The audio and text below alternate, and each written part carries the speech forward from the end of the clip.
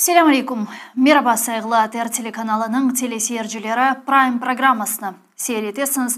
Студияда сізлер үшін мен Гүлсум Халилова чалшам. Невбетеке бір саат бұл студияда yayınımızға қосылacak мұсафиріміз ile beraberlikte biz işgal etilgen yarımada Kırım'da ve umumen Ukrayna ana kıtasında ve dünyada yüz bergen sonki haberlerini laf edecekmiz ve şüphesizdir ki bu haberler ekseriyetle Rusya-Ukrayna cengi ile alakalı ve işgal etilgen yarımadada sonki vaziyet ve hususan Kırım Tatar halkına binaen yapılgan baskılar ile bağlı olacaktır. Biz Erkun ATR telekanalının yayınında saat 17'den 18'gece artık bizge de vakit değinişti. Hem Kırım'da 17'den 18'gece hem de mında 17'den 18'gece bu gibi Prime programmalarını alıp baramız ve Kırım Tatar Ukrayn tilinde yayınımızga koşulgan musafirlerimiz şu sırada Kırım Tatar siyasetçileri, cemaat erbabları, faalleri, Ukrayna siyasetçileri, milletvekilleri ve elbette ki liderlerimiz ile beraberlikte laf edemiz.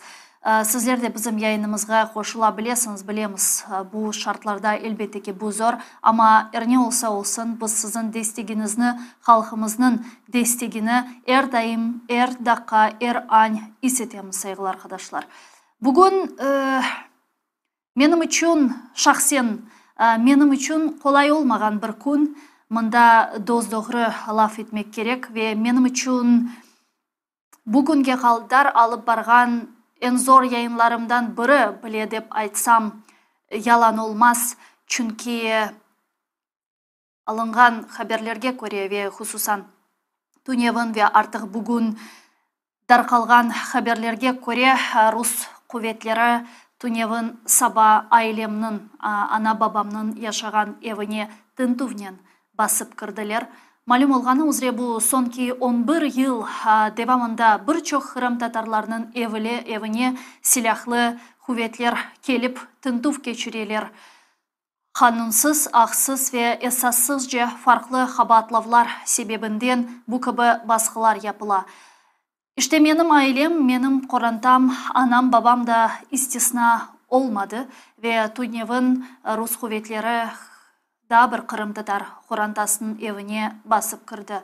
Asıl da bu Gülsum Halilova'nın ailesi işte Mehmet Ametov'nun, Server Mustafayev'nin ya da farklı diğer bir Kırım Tatar'ının ailesi de olsa fark etmez. Çünkü biz büyük bir Kırım Tatar korantasımız halk olarak ve Tunev'in başka bir evge kelgen sonra bugün daha bir başka evge geleceklerini biz zaten bile göre ve hissetiydik. İşte bu defa bu ateş benim evime düştü.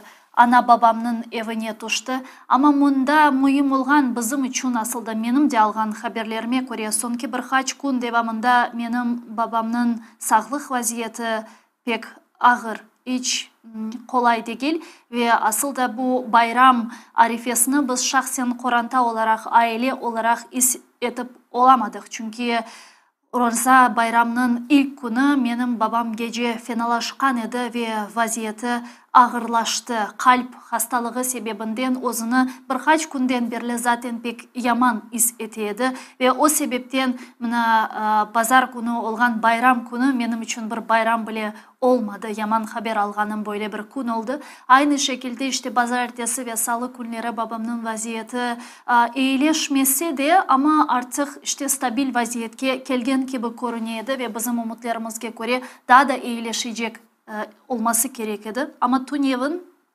salı günü vaziyeti aksine daha da fenalaştı. Çünkü Sabah'dan Rus kuvvetleri evimizge tintuvnen basıp kırdılar. Ve benim de aman aman işte birkaç vakit evvel salgan haberlerime göre işte kanunsuz silah, kanunsuz uyuşturucu ve kanunsuz bir aletler kıdırganlar. Hiçbir şey tapalmagan sonra işte tapalmadık deyip evini terk ettiler. Ama bizler için bu büyük böyle bir neticelerge sebep oldu. Büyük böyle bir akıbetlerge sebep oldu. Çünkü çünkü bu stres, bu kaygı ve bu rahatsızlık sebebinden Tuneun benim babamın vaziyeti daha da fenalaştı dep aytsam yalan olmaz. Çünkü 3 defa ilk yardım arabası çağırılgan edi ve bugün artık hastahanege alıp gitmek mecburiyetinde kaldık. Çünkü ev şartlarında tedaviyle mümkün olmayacağı kanaatine ve böyle neticeye vardı. Anam, men umut etem ki ve Allah'dan tileyim ki yakın arada, yakın vakitte babam sağlığına kavuşsun da digeri akadinde şu anki vaziyette mühim değil. Zaten benim ailem de sırf beni de rahatsızlatmamak için bu hususan Tintuf hakkında çok da fazla bir şey aytmagan ediler. Benim bilgen malumatlarım sadece babamın sağlığı fena olganıydı. O sebepten saygılı arkadaşlar, bu nevbetteki böyle bir baskı kampanyasını hepimiz anlayımız. Beni zaten bilgen bile ama benim anam babam Yarımada'da yaşagan özüne bir Koranta, o'zining koyunda yaşagan bir koranta ve bu yapılganlarını elbette ki hiçbir vakit unutmayacağımız. Bu yapılganlar bizim hatıramızda kalacak. Her bir Kırım Tatar korantasına yapılganlar aklımızda, hatıramızda kalacak. Çünkü hiçbirini biri-birinden ayırmayız. Bugün benim ailem, yarın diğerinin ailesi olabilir. O da benim ailem, o da benim korantam. Biz büyük bir Kırım Tatar halkı olarak büyük bir aile olganımız için bir-birimizge daima destek göstermek gerekmiz dep düşünem. O sebepten bugün bana kelgen bütün mesajlar benim üzerimden ana babama yollanılgan manevi destek sebebinden cümlenizge bütün Kırım Tatar halkına teşekkürlerimni bildirmek isteyim. Çok sağ olunuz. Dua edelim ki inşallah biz ana babamızını bugün vatanından asret kalgan bütün Kırım Tatarları özünün ailesini, ana babasını, ahrabalarını İşgalden kurtarılgan ana vatanda ve sağ ve sağlam şekilde karşılar ve korurlar. İstegimiz bu. Saygılı dostlar, bugün bunlar yanı sıra diğer elbette ki meseleler laf edilecek. Ukrayna, Rusya cenkinin ketişatı, halkara arenadaki vaziyet yayınımızga ne olsa olsun devam edemiz ve bizim yayınımızga Kırım Tatar Milli Meclis reisi Rifat Ağa Çuparov koşulacak. Onu selamlamağa hazırmız. Rifat Ağa, selamun aleyküm. Hayırlı akşamlar. Hayırlı akşamlar hepinize. Selamünaleyküm. Hoş geldiniz yayınımıza. Sağ olunuz teklifimizni kabul ettiğiniz için. Birinciden sizin de Oraza bayramlarınız hayırlı olsun. Belki de buna binaen siz başta yayının başında bir şey etmeye istersiniz. Sonra işte haberlerge geçeriz. Evet, bütün dindaşlarımızga geçken endi Oraza bayram tek hayırlıklar getirsin. İnşallah gelecekte bu bayramlarda hiçbir türlü başka zorluklar hiçbir şahsinin ya da milletimizin başına gelmez. İşte bu ümitlerini yaşayık ve elimizden gelgenini yapmaya tırışıyık. Şimdi yayınımızın başında siz Tünev'in bu ana babanızın evinde olgan baskını anlattınız. İşte biz de dün bu haberlerini Kırım'da yaşayan vatandaşlarımızdan aldık. Tek bu haberin değil, başka haberler de geldi. Çok zor çünkü Rus işgalcileri sonki haftalarda daha ziyade baskınlık yapalar. Anlaşıldı ki işte Rusya'nın bu çok sürgen savaşta, cenkte durumu yaxşılaşmadı ve daha çok zorlaşacak ve işte bu durumda işgal edilgen topraklardaki insanları kontrolde tutmak için işte böyle baskınlar, yazıklar olsun devam edecek gibi bana görünüyor. Misal için sonki baskınlarda 20 Mart'ta Kapskor kasabasında Rüstem Hüseyin'in orada yaşayan aslı bir ev kurmuştu Ukrayna kontrolü zamanında. Ve o evini Yalıboy'da ve o evi resmileştirmeye yetiştirmemiş idi ve Ruslar gelen son ne kadar talep etti evi resmileştirmeye ama razı olmadılar ve o evi yıktırmış ediler Ruslar. Bu Rus işgalcileri bunu yıktırmıştı ve Rüstem Ağa oradan hiç gitmeyeceğim bir yere deyip bir vagoncuk alıp orada vagoncukta yaşar idi senelerden. Ve işte 20 Mart'ta gelip onu da alıp gittiler. Rüstem Ağa ne olsa kendi de orada kendisini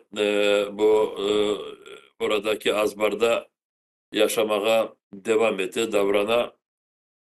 Ondan sonra aynı o günleri 21-22 Mart'larda Kezlev'de 4 Ukraynalı kişilerge akrabalar olarak kendi aralarında işte bir kadın onun kardeşini, oğlan kardeşini, oğlunu ve kızını 4 kişinin evlerine gelip böyle baskın yapıp onları içeriye bıraktılar. Şimdi mahkeme davasını onlara karşı açtılar. Dersin ki Rusya'ya karşı spiyonluk yapalar. İşte bir iki gün evvelsi Ahmeşit rayonunda bir 18 yaşına bir erkek tutulmuş iken ve orada camiye karşı böyle bir işte kokteyl molotov'nen yakmak için hazırlıklar görmüş iken de ve FSB tarafından tutulmuş. O haber çıktığında bu provokasyon olduğunu hepimiz anladık ama TÜNEV'in biraz açıklamalar geldi. Daha son olacak biz bu açıklamaları biraz araştırmalar yapayım onların etrafında.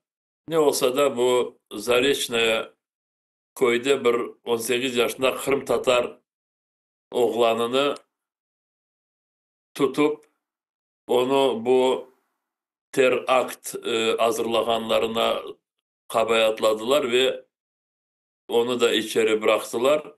Oradaki cemaat de ki çok namuslu, okumuş, terbiyeli bir oğlancık. Daha adını öğrenmedik ama bizi seyreden kişiler belki o Zareçni'de tutulgan 18 yaşında kabayatsız olan oğlanın da adını ve durumunu bize anlatsalar yaxşı olurdu. İşte ondan sonra sizin babanız, anamız yaşayan Ortalan koyundaki olan 4 Korantaya karşı baskınlar için insanlar haber ettiler. Detayları söylediler, nasıl oldu. Komşular gelip biraz bakmaya tırıştıkları vakit ne oldu, ne ola, bütün kapıları kapatmışlar. Bana sizin babanız yaşayan yerde işte azbara bile insanları koymadılar ve bütün yapacaklarını kendileri yaptılar. İşte inşallah babamız bu hastahanede olanı sonu hayırlı olur da ve tedaviden geçip eve kayıtıp gelir. İşte bunlar hepsi yapılganını insanları korkutup daha çok ziyade ağızlarını kapatıp sustuklarını istiyorlar. Rus işgalcilerin işte yapacakları bu kadar. İnsanlarımız biraz birbirlerine çok dikkat olsunlar, birbirlerine yardımcı olsunlar böyle günlerde. İşte orada bayramı da böyle şekilde Kırım'da geçti.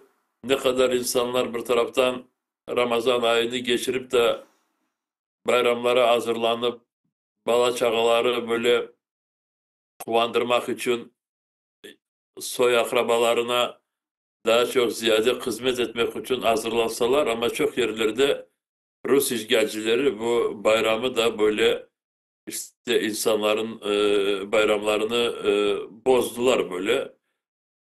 İnşallah gelecekte bunlar hepsi çekilir inşallah. Ya mına bilesiz, mında böyle sual peyda ola. Ya sizin fikrinizce bu şekilde da ne kadar devam edebilir? Elbette ki biz umut etemiz ki Kırım işgalden yakın arada kurtarılır ama diğer taraftan 11 yıldan beri Kırım işgal altında, anda Rus hükümeti hüküm sürüyor ve farklı bu gibi baskılar artık 11 yıldan beri degenim gibi birçok Kırım Tatar korantalarına devam ediyor. Kırım'ın ne kadar Rus hükümeti altında kalacağı belli değil. Yani bu şekilde baskılar bir noktadan sonra toktamalı mı ya da tamamıyla Kırım Tatarlardan Kırım'ı arındırmaganca bu gibi baskılar devam edecek? Çünkü bir taraftan insan düşünüyor ya da ne kadar?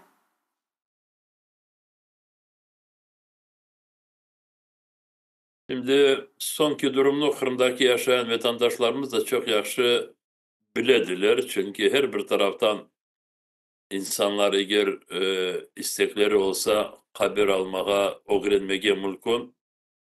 Elbette tek Rusya'nın televizyon kanallarını baksalar ve başka diğer kaynaklardan böyle tanış olmasalar o vakit elbette anlaması dünyada ne olduğunu çok zor olabilir. Şimdi Amerika Koşma Devletlerinde sayılar ötken sonra ve yeni prezident Trump saylangan sonra bütün bu dünya siyaseti daha karıştı.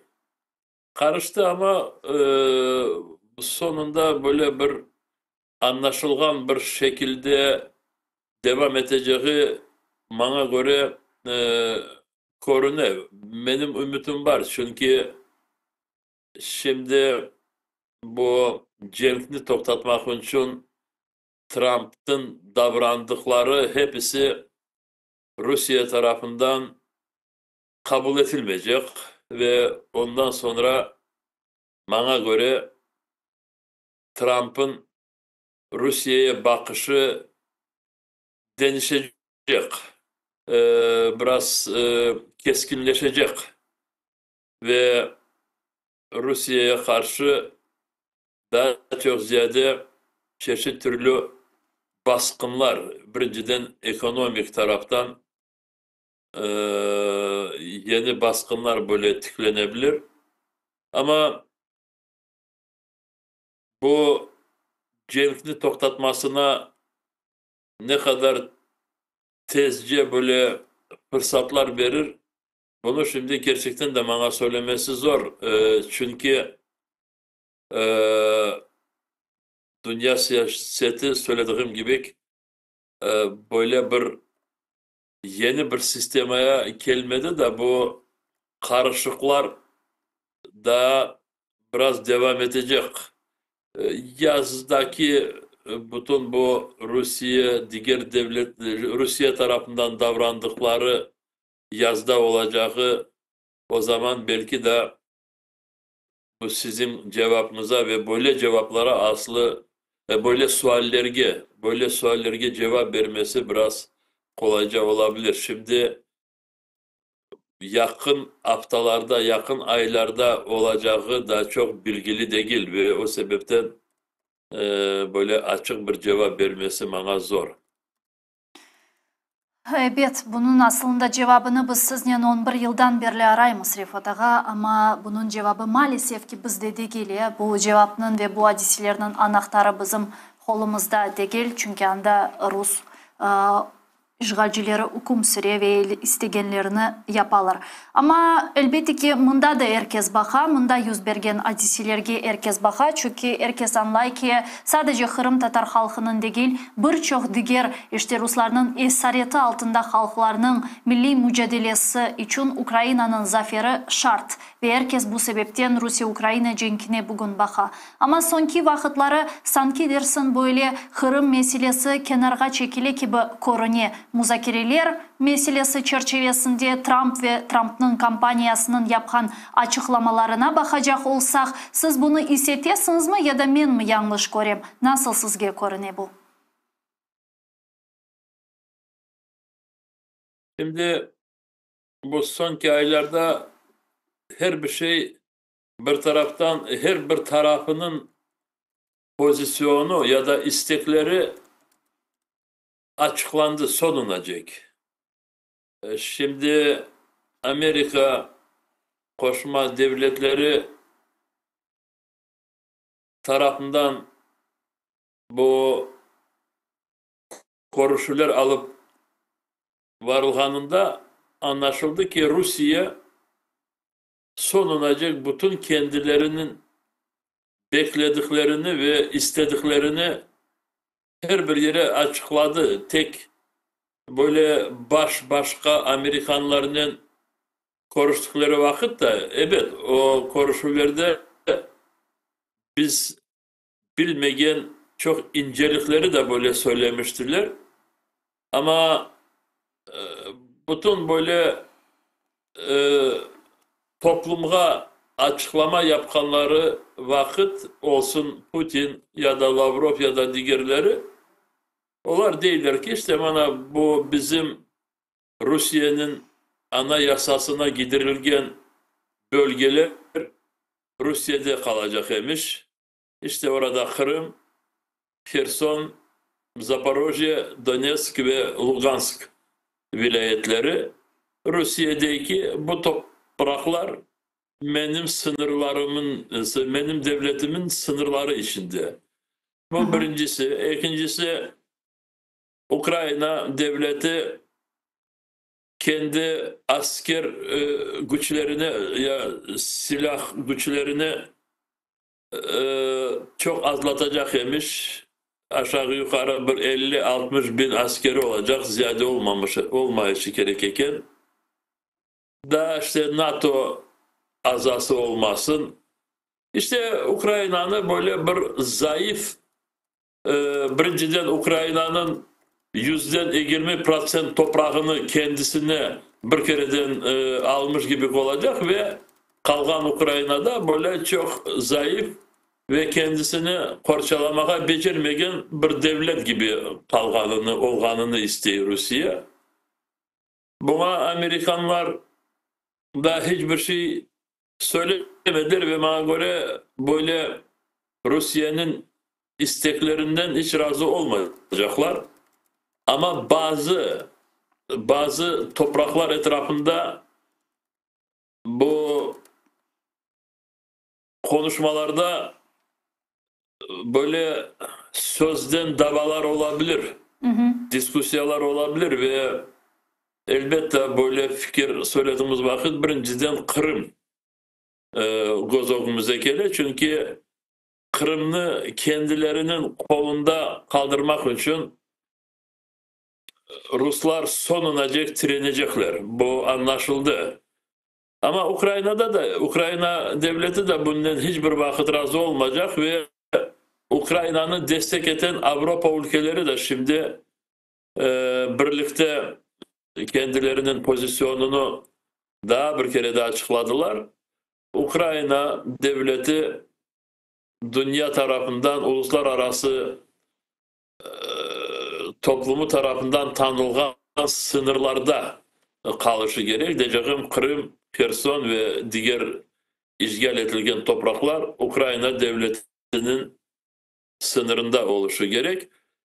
Bunların etrafında değil de da çok davalar olabilir ama o davalara bakmayıp hepimize bütün bizim milletimize birinciden Kırım Tatar halkına hem layık olacak ve hem gerekli pozisyonda bize durmaya gerek.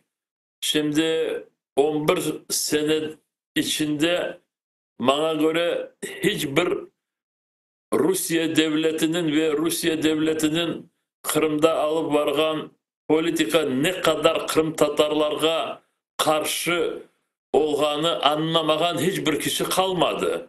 Yok, varlar kendileri işte Rusya'nın ne kadar sevdiklerini anlatan kişiler ama bana göre onlar anlaylar Rusya'nın ne kadar milletimizge düşman olganını ama kendilerini işte bu durumda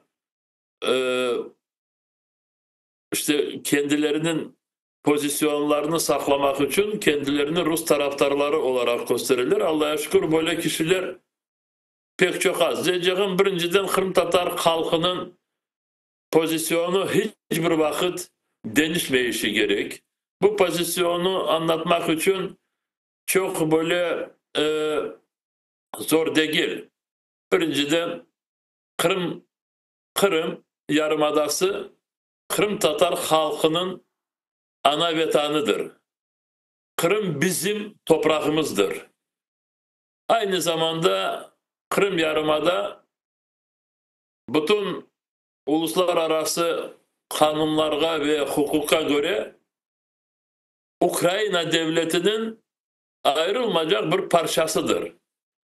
Bizim vatanımız, bizim toprağımız aynı zamanda Ukrayna devletinin parçası. O sebepten bana bu formulanı devam etmeye gerekmiş ve bu formulanın etrafında hepimiz birlikte oluşumuz gerek.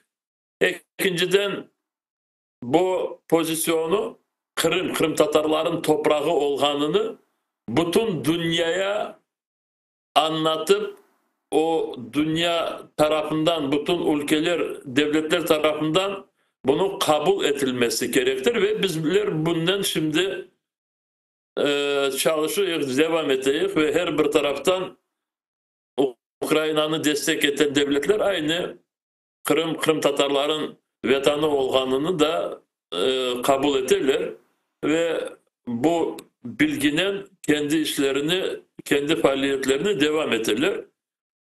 Üçüncüsü, Kırım'ın etrafında hiçbir türlü pazarlık, siyasi pazarlık böyle düşüncede bile olmamalık.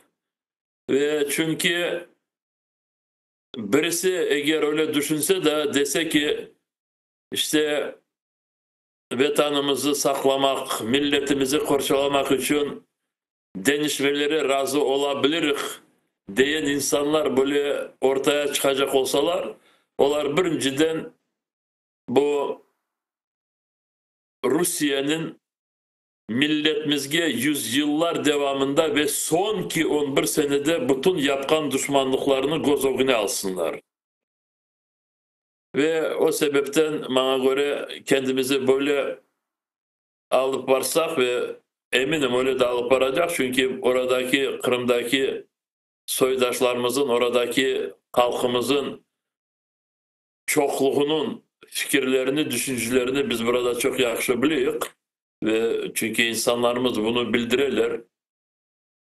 Ve ben eminim sonunda orada Rus devleti ve Rus işgalciler orada sonunda hiç kalmayacaklar.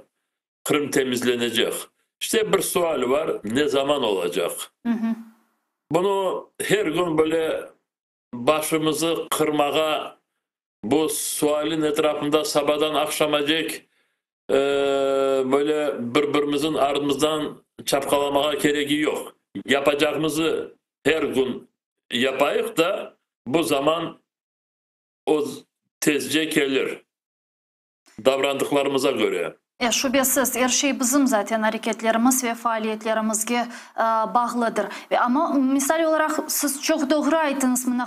Kırım Tatar halkı ile yani böyle ilişkilendirilmeli, alakalandırılmalı. Ve galiba bilirsiniz Avrupa ülkeleri, Avrupa liderleri bunu bugünkü Trump'ın takımından çok daha yaxşı bilirler. Çünkü misal Rubio veya D.J. Vance'ın yapkan açıklamalarına bakacak olsak, onlar bu adanı sadece sanki dersin bir toprak olarak görürler. En azından Rubio bunu böyle bir toprak tavizleri, kompromisleri meselesi çerçevesinde anlata. Ama bence bu sadece bir toprak değil. Ya zaten toprak degenin nedir ki? Bunda mühim olan anda insanların yaşaganı, anda insanların ne çekkeni ve anda insanların asılda vaziyeti. Yani sadece bu seviyede, bu çerçevede laf edilmeli fikrimce. Sizince bu Amerika'nın yanı takımı ile bu mesele etrafında ya yeterli iş mi alıp barılmayı ya da daha erken mi ya da sadece onların maksatları tamamen başka, bizim maksatlarımız yani Ukrayna devletinin maksatları ile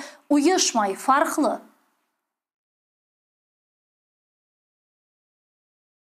Şimdi mümkün öyle söylemeye dersin ki insanların böyle terin bilgileri yoktur da ve o sebepten tutkan işlerini yanlış yaparlar. Ben öyle düşünmem. Elbette çok ülkelerdeki siyasetçilerin bizler istediğimiz kadar bizim için, Kırım için, milletimiz için böyle bilgileri yeterli değildir. Ama burada işte işgal edilen toprağının geleceğine bir karar almak için birinciden bu işgal yapan devletine kıymet keseceğim. Çünkü bu dünyada bazı topraklar etrafında çeşit türlü diskusyalar, tartışmalar böyle olabilir. Ama uluslararası hukuka göre hiçbir devletke hak verilmedi ki silahla varıp başkasının toprağını baskın yapıp kendisine koşmağa.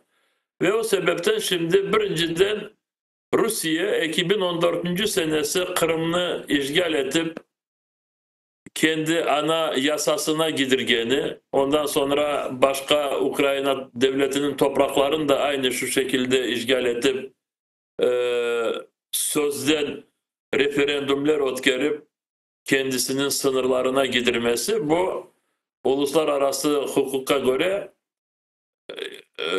cinayet yapıldı. Ve o sebepten bize şimdi Amerika'da seçimlerden, sayılardan son gelgen takvimden aynı bu hukuk normalarının hukuk etrafında çalışmalarımızı devam etmeye gerek. İkinciden evet hukuk ne ama bazı devletlerini idare etken siyasetçiler hukuku ikinci sıraya çekebilirler. Birinci sıraya silahını, güçlü getirebilirler. Bana Rusya işte bütün bu sonki seneleri alıp vargan Rusya'nın bütün politikası silahla böyle alıp varılganı ve o sebepten Ukrayna'ya kendisini korçalamak için daha çok ziyade güçlenmeye gerek. Ama biz topraklarımızı kaytarmak için Kennedy'de birinci sıraya hukukunu koyacağımız ve ondan hiç uzaklaşmayacak. Ama hukukun yanında silah, asker, ordu oluşu gerek. Ve Ukrayna devlet olarak şimdi işte bu yollardan kete ve inşallah bu silah askeri tarafından bizler hiç zayıfleşmek ve Avrupa ülkelerin yardımlarıyla devletimizi korçalamaya güçlerimiz sonlanacak yeterli olur. Yani sizin fikrinizce Amerika'nın teoretik olarak desteği olmasa bile Avrupa Birliği ve Avrupa Birliği'nin güçleri ile Ukrayna özünü müdafaa edebilir. Doğru mu anladım? Amerika'sı çok zor olacak. Ukrayna devleti ve bizler bu devletimizi korçalamaya, çünkü Amerika tarafından gelen destekler çok önemli. Hem her bir taraftan, hem ekonomik taraftan, hem silah taraftan. Ama Rusya'nın da çok iç problemaları daha çokça şimdi peyda ola ve o sebepten bizim Ukrayna'nın yapacağı ve vazifemiz Avrupa ülkelerini yanımızda birlikte böyle olanlarını ve her bir taraftan ve birinciden işte silahla yardım etkenlerini devam edeceğimiz. Bu bizim için çok önemli.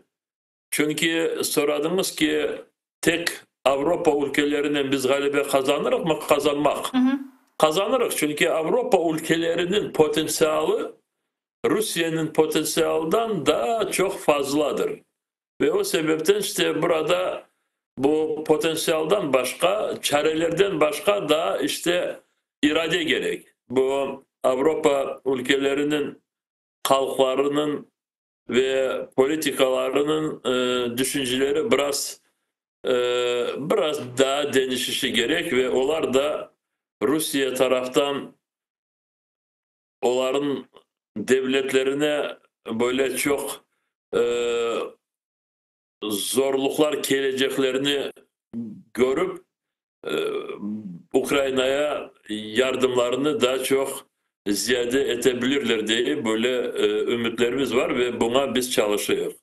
Zaten benim bilgenime göre işte geçen hafta siz beni doğrultursunuz galiba Ukrayna Dışişleri Naziri ile birlikte Norveç'nin Dışişleri Naziri ile böyle sizin de iştirakınız ile görüşmeye olup geçti. Norveç'nin de Ukrayna'ya zaten bergen desteği malum, geçenleri daha böyle növbetiki bir paket hakkında ilan ettiler. Yani onlar da mı özünün üzerinde mesela Rus baskısını hissettiler? Bu görüşüp çerçevesinde bu desteğinin hangi seviyeye taşınacağı laf edildi mi? Evet, çok böyle meraklı ve böyle anlaşılacak şekilde konuşmamız oldu ve bu konuşmada Norveçya Dışişleri Bakanlığı, diğer bakan da var orada, bu ekonomika yönelişinden bağlı bakan. İşte Kırım etrafında çok konuştuk çünkü bu onların istekleri ve çok sualleri vardı. O sualleri cevaplar vermeye çalıştım. Ve birinciden işte Kırım Tatar halkının durumu, Ruslar bu 11 senede Kırım'da nasıl davrandılar ve bu davrandıkları Kırım Tatar halkının geleceğine nasıl böyle işte ya da fırsatlar ya da fırsatsızlık böyle çıkardı. Gelecekte Kırım'ın bu işte Kırım'ın geleceği.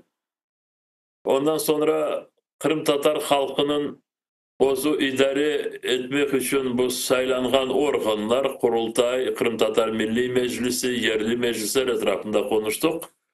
Ama benim için en önemlisi ve bunu söylemeye gerek, Norveçya devleti şimdi Ukrayna bütün bu işgal edilen topraklarını yeniden bu kendi sınırlarına gidilmeyecek yardım edeceğini açıkladı. Bu konuşuda değil, aslında bu Norveçya'nın siyasetinde. Bakanlar ise konuşuda bunu daha bir kere de seslendirdiler. Norveçya, ondan sonra Finlandiya olsun, bu Baltika devletleri, Estonya, Latvia, Litva ya da Polonya olsun, Rumınya olsun, bu devletleri şimdi bakın söylediğim devletler hepsi işte Rusya'nın sınırlarına ya da Rusya'nın sınırlarında ya da denizden bu tarafı ya da o Norveçya diğer taraftan. Bunlar Rusya bu onların devletlerine karşı yapabilecek hücumlarını da düşünürler de ve o sebepten bu Rusya-Ukrayna cengi Ukrayna halebesinden bitmeyecek, bu ülkeler kendi yardımlarını devam edecekler. Umut etemiz ki öyle de olur ve bilesiz daha laf etmeye istegenim mesele bu ateşkes meselesi. Çünkü bütün bugün Ukrayna telekanalları bu mesele etrafında müzakereler alıp bara farklı işte seviyede uzmanlarla, siyasetçilerle ve ilahri.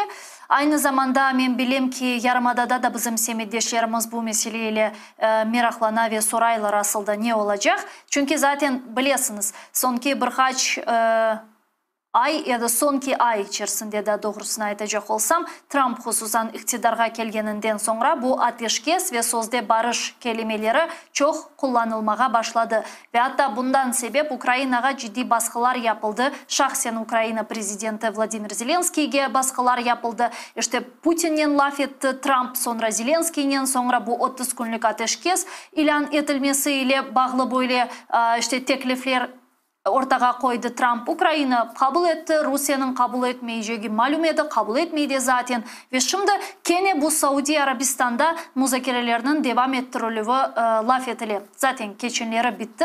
Anda bizim Kırım Tatar halkımızın temsilcisi ve Ukrayna Müdafaa Naziri Rustem Ağaomirov da iştirak etti ve ben bilem ki siz de zaten yakından laf etesiniz ve bütün bu geçişatlarını, bütün bu hadiselerini takip etti ve biliyorsunuz, bizden daha çok malumatga sahipsiniz elbette ki. Nasıl sizge görünüyor bugünkü bu müzakereler Amerika-Ukrayna arasında, Amerika-Rusya arasında ve Rusya'nın Ukrayna'ga, Ukrayna'nın Rusya'ya ise bergen özara böyle mesajları. Sizin fikrinizce bu bir neticeye getirecek mi? Şu netice ateşkes ve barış ya da yok ya da Rusya hiçbir teklifini kabul etmeyecek ve Ukrayna'ga hücum etmeye devam edecek. Çünkü Zelenskiy mesela geçenleri dedi Sumi ve Çernigov'ga bunlar saldırı yapmaya hazırlana ekenler. Zaten energetik infrastrukturaga da baskılar devam ediyor. Yani bütün bu söylegenlerimni göz önünde bulunduracak olsak bunun aslında bir perspektivası var mı? Şimdi bu konuşmalar başlanğanda Amerikanların teklifleri böyleydi. İşte bir ayga bu ateşini kesmek ve bir ay devamında birbirlerini ateşlememegen zamanda işte adım adım diğer sualler etrafında müzakere edip bu cenkini sonunacak toktatmak için mekanizmler ve fırsatlar, yollar böyle bulunmak. İşte ateşini toktatayık ve diğer meseleleri adım adım konuşmaya başlayık. Ukrayna devleti, eğer çok kısadan söylesem, ve Ukrayna prezidenti Zelenskiy buna razı oldular. Tamam, ateşini kestik ve masaya oturup geleceğimizi müzakere etmeye başlayık.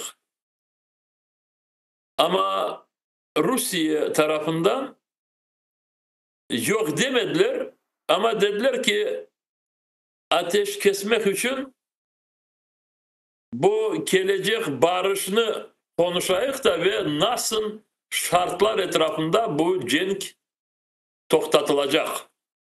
İşte Ruslara göre toprak meselesi, NATO meselesi ve diğer meselelerini bir kereden konuşup onların etrafında bir kararga gelip son ateşini toktatmak. Böyle hiç olmaz. Amerikanlar bir iki konuşmadan sonra o günler işte Trump kendisi böyle açıklandığını bildirdi. Evvelden Rusya'ya ve Rusya'nın rehberine Putin'e biraz böyle yakşı fikirlerle anlattığı vakit aynı zamanda Ukrayna'ya Zelenskiy'e biraz sert konuşur dedi. Ama şimdi o günleri Trump yapkan açıklamasında dedi ki Rusya'nın işte böyle her gün yeni böyle meseleler koyganına biraz açıklandım ve 20. Aprilecek bu ateş kesilmesine mekanizmleri bulunmasa men dedi Trump Rusya'yı mecbur etmek için Rusya'ya karşı çok böyle ekonomikasını battıracak kararlar alabilirim diye böyle bir açıklama yaptı. Ama aynı böyle sözler Ukrayna tarafına da bildirdi.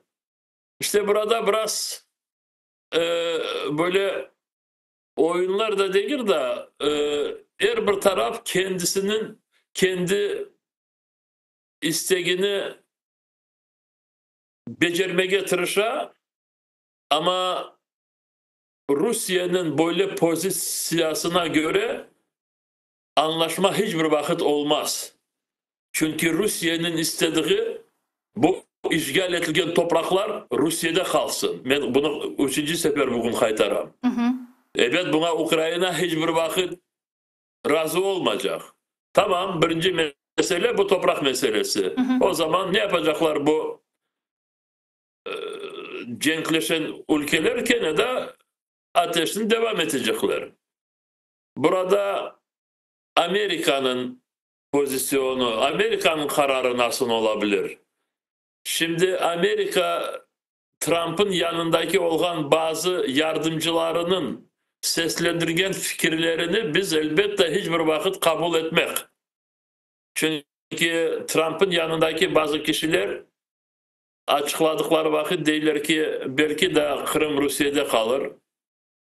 Belki de bilmeyeyim Kherson, Zaporojye'deki bugündeki sınırlar Rusya'ya bağlı olur.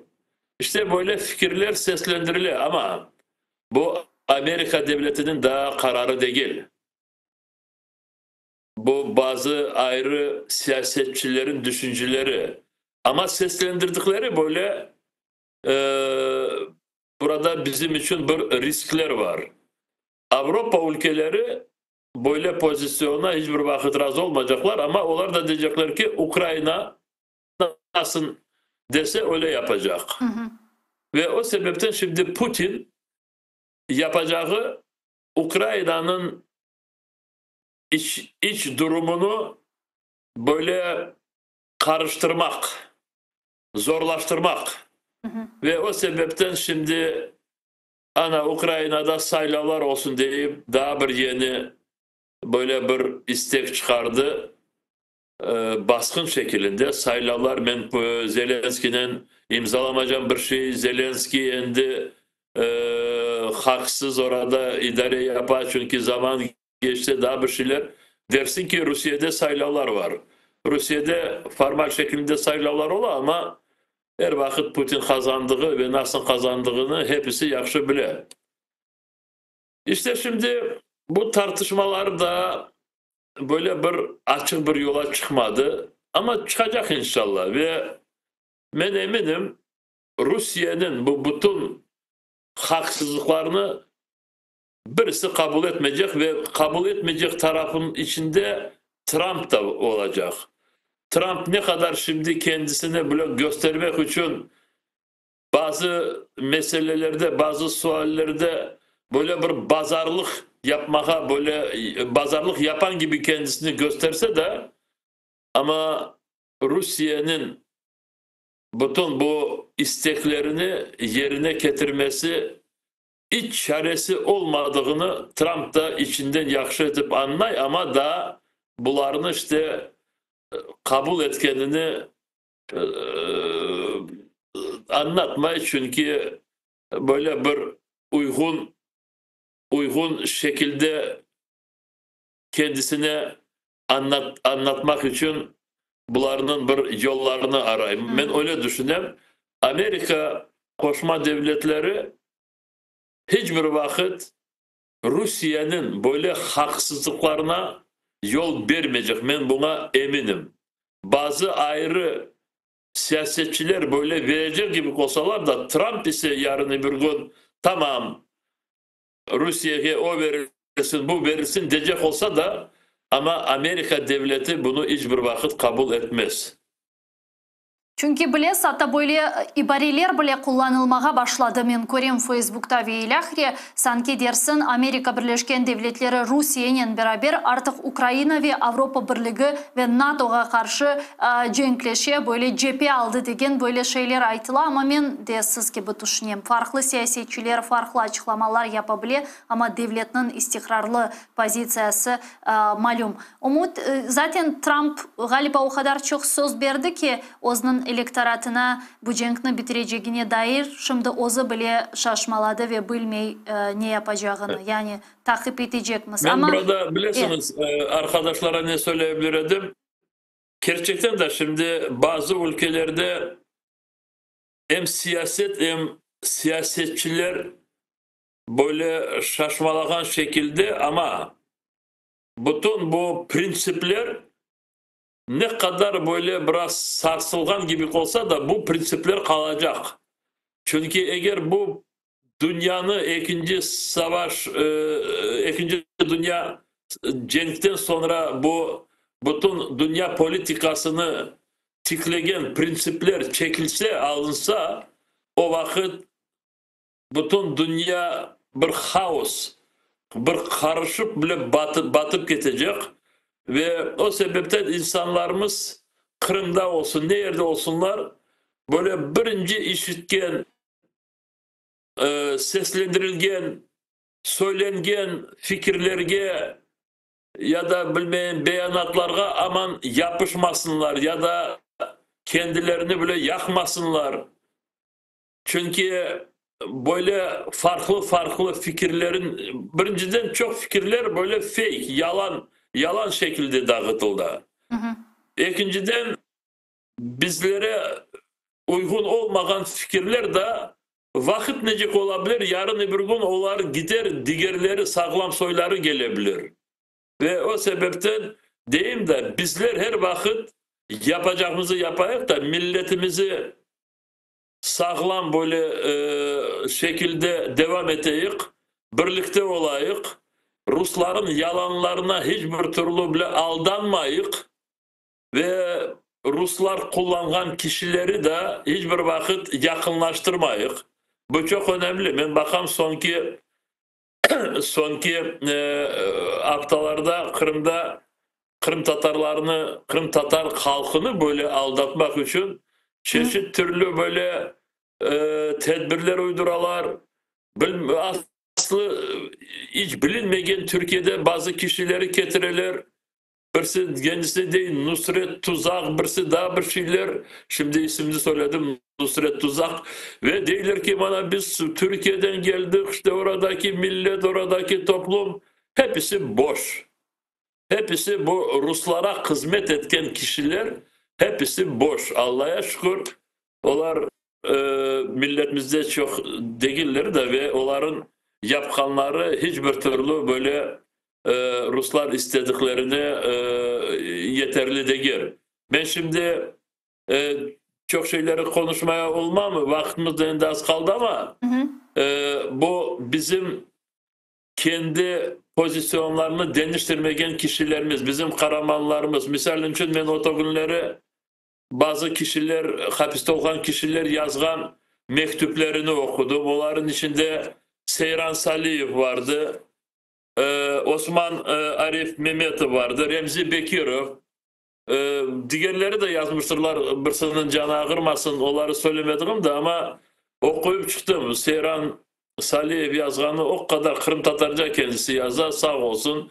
Diğer arkadaşlar da yazganları işte onlar içeriden milletke müracaat eterler. Deyler ki milletimiz işte o kadar temiz, kahraman, cesaretli de ve böyle saklansın da bu ne biz toprağımızı korçalacak, sonlanacak ve öyle zaman gelecek bütün bu baskınlar, zorluklar Kırım'dan gidecekler ve biz kahraman, temiz, cesaret milletimizden hayatımızı devam edecek deyip içeriden böyle müracaatlar, beyanatlar dağıtalar ve eminim milletimizin bu faydasına ve bilgisine böyle sözler şimdi çok önemli. Ve aynı zamanda bilesiz daha soramağa istegenim bir sual var mı? 5 daha hala geçenleri sizge de malum olğanı üzere Putin böyle bir ferman imzalagan ve bu fermanga göre Rusya vatandaşlığını almaganlar için bu ferman böyle çok ciddi sebeplerge neticelerge getirecek eken, yani ya o topraklarını terk etmek mecburiyetinde kalacaksın ya da hapishane degen böyle ciddi bir neticevi olası var. Kırım'da men bilem Rus vatandaşlığını prensipi olarak almagan aleda vatandaşlarımız barlar ve anda yaşayırlar. Bu ferman hangi bir zorluklarını yaratabilir ve Milli Meclis'in bu mesele etrafında bir açıklaması olacak mı? Şimdi Putin'in bu fermanı birinciden bu yeniden işgal etken topraklardaki kişileri tezce mecburen Rusya pasaportlarını alganına işte bu ferman onları zorlaştıracak bu kişileri. Çünkü orada o kadar yazı işte o kadar bütün orada noktalanmış. Eğer kişiler pasaportlarını almasalar o topraklarda yabancı gibi olacaklar. Ve şimdi de öyle ama bu daha çok zorlaşacak durumu. Elbette Kırım'da yaşayan insanlarımıza da bu emir işte zarar edecek ve zarar edeceği bu vaktecek treni prinsipiyel olarak Rusya pasportunu almayan kişilerimizge daha bir zorluk çıka. İşte orada yaşamak için onları da pasport alganlarına bu ferman işte zorlaştıra. Bu insanlarımız bunu bilirler. İşte bu cinayet ama insanlar evlerinde kendi vatanında yaşamak için bu Putin taraftan yapılgan cinayetke boysunmayacaklar ama pasaportlarını almaya mecbur olacaklar. Ben şimdi bazı da sonunacak gözlerini böyle açmayan ve Rusya'nı kabul etken bazı kişilerge hatırlatmaya isteyeyim. 2014 senesi Mart, April aylarında bu Ruslar Kırım'ı ellerine geçirdiği vakit her gün ne kadar hıçıraydılar. İşte hepsi istediği gibi yaşayacak. Kim Rusya pasportunu istese alır. Kim istemese Ukrayna pasportuna yaşayabilir. Çünkü bu arada sizin evleriniz, sizin toprağınız. Ne kadar böyle aldatmak için insanları ya da paralar değişmez. Grivna olabilir, ruble olabilir. İşte biz başka topraklara hiçbir türlü göz atmadık. Ukrayna'ya tikmeyecek tek mana Kırım bize geçti o kadarlık. Ama her sene bu yalanlar meydana ortaya çıktı. İşte cenk de başlandı. İnsanları da mecburen pasportlar almaya, insanları da pasport almaya mecbur ettiler. İnsanlarımızı hapiske bırakalar. İnsanlarımızı mecburi Rusların ordusuna alıp Ukrayna'ya cenke yollaylar ve insanlarımızı öldürürler bu cenklerde. Ve binlerce kişilerimiz Rus ordusuna varmamak için mecbur oldular Kırım'ı terk etmeye. İşte bana bu Putin'in yapkanları ve bu yeni bir cinayettir. O sebepten ben bilmem Kırım'daki evet ben hepsini bilmem ama bazı Rus pasaportunu almayan kişilerin bilmem. Ve bazılarını ben konuştum. Ve dedim ki arkadaşlar burada mecbur olacaksınız. Rusya vatandaşını değil, Rusya pasaportunu alıp orada hayatını devam etmeye. Rusya pasaportu bizim için Ausweis. Ausweis ve bir şey başka değil. Nemseler 2. Dünya Savaşı zaman cenkte vaktinde Kırım'ı işgal ettikleri vakit Kırım Tatarlara bir koydan bir koya varmak için Ausweis verirdiler. Evet. Şimdi işte o Rusların pasaportu bizim için bir Ausweis vatanda yaşamak için. Ruslar giden son o Ausweis'lar hepsi ateşte yerlerini alır. Büyükten büyük teşekkürler. Çok sağ olun Rifat ağa. Yayınımızga koşulup suallarımızga cevap bergeniz için nevbetteki yayınlarımızda görüşmek üzere. Sağ olun. Milli Meclis Reisi Rifat Çubarov bizle canlı bağdaydı sayılı arkadaşlar. Men ise ne yazık ki bu yayını artık yekunlemek mecburiyetindeyim. Erkun elimizden gelgence Erkun 17'den 18'gece bu gibi yayınlarını alıp baramız ve yayınlar çerçevesinde işgal etilgen Kırım Yarımada'da yüz bergen hadiselerini ve Rusya Ukrayna cenkinin ketişatı hakkında laf edemiz. Bizim YouTube kanalımızga abone olmağa unutmanız. Sizin destekiniz bizler için pek mühim ve bugün şahsen bana, aileme ve bu meseleler boyunca destek bergen herkesge ayrıca teşekkürlerimi bildirmeye isteyeyim. Çok sağ olunuz saygılı arkadaşlar ve son olarak ana, baba razı olunuz. Görüşkence.